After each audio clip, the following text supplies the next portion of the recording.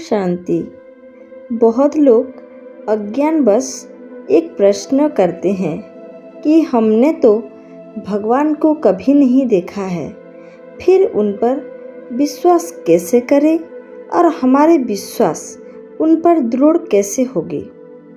हम आपको एक प्रश्न करते हैं, क्या आपने कभी अपने आप को देखा है? आप कहेंगे हाँ, ये तो आपका अज्ञानता बस ये उत्तर हुआ। लेकिन सच में क्या आप वही है जिसको आप देख रहे हैं? आप तो बस एक शरीर को देख रहे हैं। अज्ञान बस आपको लग रहा है, अज्ञानता के कारण आप सभी को लगता है कि हम तो पुरुष है या स्त्री है या हमारा नाम ये है। लेकिन ये आत्मा जब ये शरीर को छोड़ के चला जाता है, क्या उसका कोई स्थिति नहीं है? उसका स्थिति है, लेकिन जब वो किसी शरीर में जाता है, हम उसको पुरुष या स्त्री मानते हैं। उसका एक नाम भी होता है, लेकिन क्या जब उसके वो नाम नहीं होगा, वो नहीं रहा होगा या फिर नहीं रहेगा, या वो शरीर जब नहीं रहा होगा या फिर नहीं रहेगा, अभी जो शरीर है उसको आप ये अपने आप को मत मानिए, ये मैं हूँ ये मत मानिए। लेकिन आप जब ये शरीर नहीं रहेगा, फिर भी तो आपका कोई ना कोई तो स्थिति है। वो आप कौन है जिसका स्थिति हम नहीं देख पा रहे हैं, जान नहीं पा रहे हैं, जिसको आप मैं बोल के बोलते हैं, मेरे मैं संबोधन करते हैं, वो कौन है? क्या आपने उसको कभी देखा है? आप उनको भी नहीं देखा है। जब आप उसको नहीं देखे हैं और अपने आप को आप समझ पाते हैं, उसी तरह आप भगवान को क्यों नहीं सच मानते हैं? जिस चीज़ को हम नहीं देख पाते हैं, ये शरीर छोड़ने के बाद उसका सत्ता हम नहीं जान पाते हैं, वही है परमात्मा का अंश। अगर परमात्मा नहीं है तो आत्मा भी नहीं है, आप भी नहीं है, मैं भी नहीं हूँ, इस दुनिया में कोई भी चीज़ नहीं है। अगर परमात्मा है तो सब है। आपने भगवान को नहीं देखा है, इसका मतलब ये तो नहीं कि भगवान नहीं है। बहुत सारे लोगों का अनुभव है भगवान के बारे में। जिस चीज़ को आप नहीं देख पाते हैं, क्या उस चीज़ को आपने कभी नहीं मानते हैं? या आपने कभी जिस चीज़ को अनुभव नहीं किया है, क्या आप उस चीज़ को नहीं मानेंगे? ऐसा तो नहीं है। आप ये मान सकते हैं, अगर मेरी स्थिति है तो मुझको बनाने वाले की भी स्थिति जरूर होगी। अगर एक आत्मा है तो परमात्मा जरूर होगी। जिस प्रकार शरीर को जन्म देने वाला एक पिता होता ही है, उसी प्रकार आत्मा को जन्म देने वाला परमपिता परमात्मा है। जब तक आपको ज्ञान की प्राप्ति नहीं होती है, आप जैसे अपने आप को आत्मा के स्वरूप में नहीं देख पाते हैं, अपने आप को एक आत्मा नहीं जान पाते हैं, उसी तरह अज्ञानता के कारण आप परमपिता परमात्मा को भी नहीं जान पाते हैं। जैसे आप अपने आप को एक शरीर समझते हैं और आपको आत्मा की ज्ञान नहीं होती है, वैसे ही जब तक आप भगवान को स्वीकार नहीं करेंगे, उनको नहीं मानेंगे, तब तक आपको परमात्मा की अनुभव नहीं ही होगी। जब तक ये चीज़ आपको तो स्वीकार करना ही पड़ेगा, क्योंकि इतनी जो विशाल पृथ्वी है और पृथ्वी का जो सिस्टम चला रहे हैं, क्या आपको लगता है ये किसी मनुष्य के बस की बात है या कोई टेक्निक है जो इससे काम कर रहा है?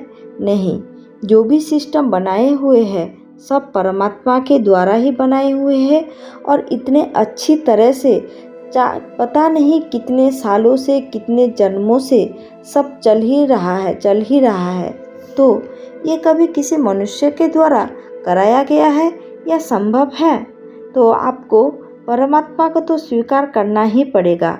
जब आप परमात्मा को एक बार स्वीकार कर लेंगे और उनको जान लेंगे, फिर आप उनसे कभी भी दूर नहीं होंगे।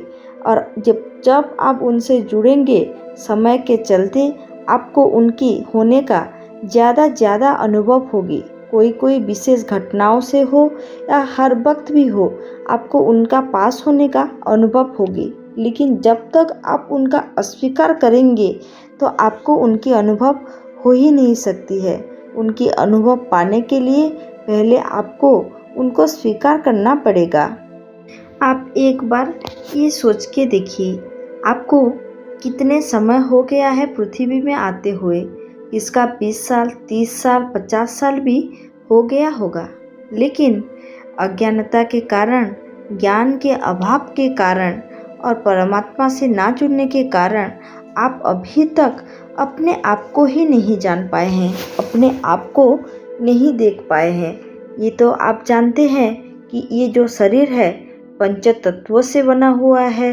ये शरीर जब भी खत्म होगा इसको जला दिया जाएगा, सारे तत्व अपने तत्वों में मिल जाएंगे। ये पंच तत्वों में विलीन हो जाएंगे। लेकिन आपके अंदर जो आप हो वो कभी क्या जल सकता है? क्या वो पानी में डुबाया जा सकता है? या क्या वो शस्त्र से मार सकता है क्या कोई उसको? आप ये कोई भी नहीं कर सकता, क्योंकि वो नष्ट होता ही नहीं है। वो आप हो। लेकिन अभी तक आप अपने आप को नहीं जान पाए हैं, जो कि वो आत्मा परमात्मा की संतान है। फिर आप परमात्मा को कैसे जान पाएंगे? परमात्मा को जानने के लिए, पहचानने के लिए आपको पहले अपने आप को जानना पड़ेगा। जब आप अपने आप को जानेंगे, आपको परमात्मा का होने का एहसास ज़्यादा से ज़्यादा होगी। क्योंकि जब आप आत्मिक स्थिति में जाते हैं, मेडिटेशन करते हैं, आपको परमात्मा की होने का एहसास होती है। ये कोई छोटी मोटी तो चीज़ है नहीं कि मैं आपको अभी बता दूं और आप एहसास कर पाएंगे। ये ऐसी चीज़ है नहीं, ये खुद को ही एहसास करना पड़ता है।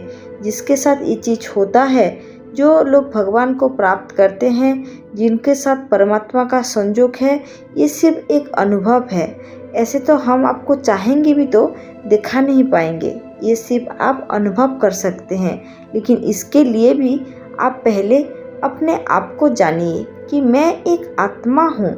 ये जो शरीर है, मैं पता नहीं कितने शरीर में जा चुका हूँ और कितने शरीर ऐसे नष्ट हो चुका है, लेकिन मैं हमेशा ही हूँ, हमेशा मेरा स्थिति है।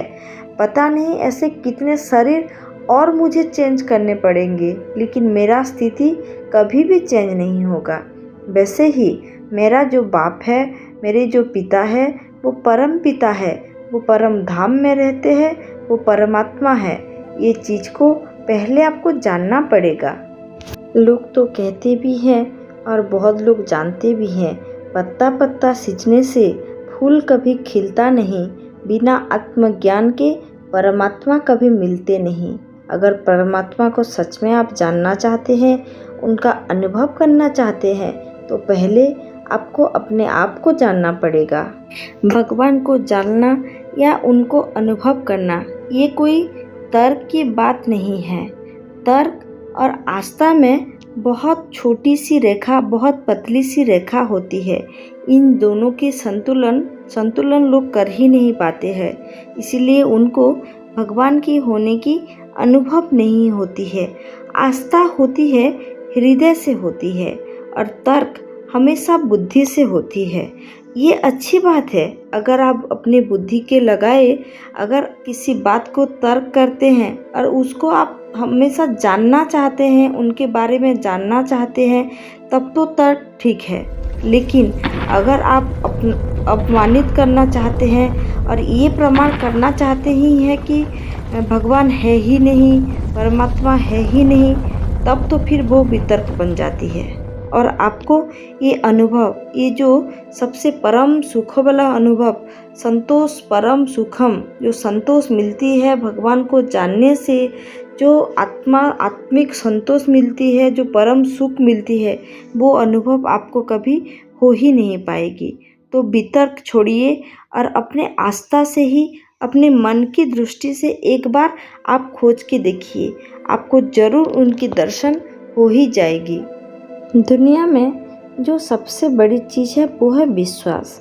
जितना आपका विश्वास होगा, आपका मन उतना वो चीज़ को मानने लगेगा और आपके साथ वही होता जाएगा।